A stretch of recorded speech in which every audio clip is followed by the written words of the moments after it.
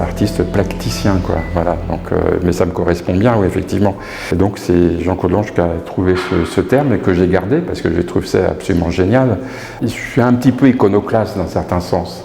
Vous voyez, je suis un petit peu iconoclaste, mais c'est ça qui m'intéresse, c'est ce rapport entre le spectateur et Dieu. Peut-être pas très développé, mais des fois, je me rappelle qu'avec mon père, on avait pas des grosses discussions, mais on avait des petites discussions sur des choses qu'on avait vues, parce qu'on me posait des questions, si j'avais aimé ça, etc. Voilà, telle et telle chose qu'on avait visitée, voilà. Donc il y avait des petites différences d'appréciation, et justement, c'est ça qui me plaisait, voilà. Et je pense que dans mon travail, bon, les gens ne vont pas du tout se disputer, mais ce qui m'intéresse, c'est ce rapport-là qu'il y a avec eux.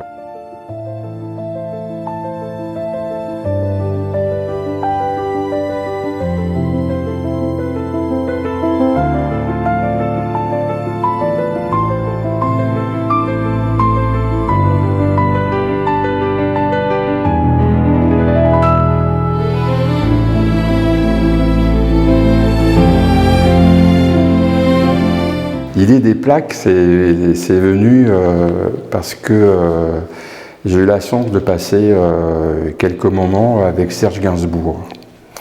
Et donc, avec Serge Gainsbourg, on m'a parlé de choses et d'autres, et puis on a fait des phrases, enfin, voilà, comme ça. Et en quittant Gainsbourg, eh bien, je suis allé au BHV, sûrement pour acheter des vis ou autre chose, je ne peux pas vous dire.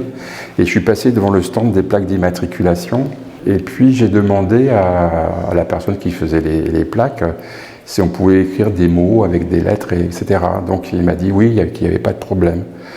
Donc j'y suis revenu, peut-être le lendemain ou le surlendemain, avec une ou deux idées à faire. Et pourquoi j'ai utilisé les plaques? Pour des raisons simples, ça me permettait de rien faire. Donc j'étais un peu warholien sur les bords, c'est-à-dire penser à l'œuvre à réaliser, d'accord, ça penser à l'œuvre, mais la faire réaliser du moins par quelqu'un d'autre. Et que ça soit quelqu'un d'autre ou moi, il n'y a pas de différence en définitive puisque c'est totalement mécanique.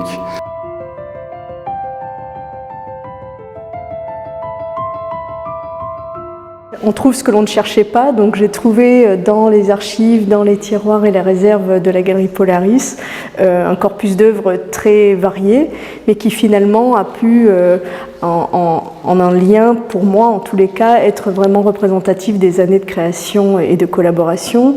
Et ce qui m'a plu également, c'est de pouvoir mettre en avant les multiples que la galerie a créés, a produit, les livres, les sérigraphies, et comment ce corpus d'œuvres-là, que ce soit des œuvres uniques, les plaques, un ensemble de compositions et les multiples, peuvent dialoguer, parce que avec la rétrospection de plusieurs années, on voit aussi comment c'était absolument cohérent de faire ça, et à la fois très novateur dans les années 80 aussi, de pouvoir commencer aussi à créer des œuvres différemment.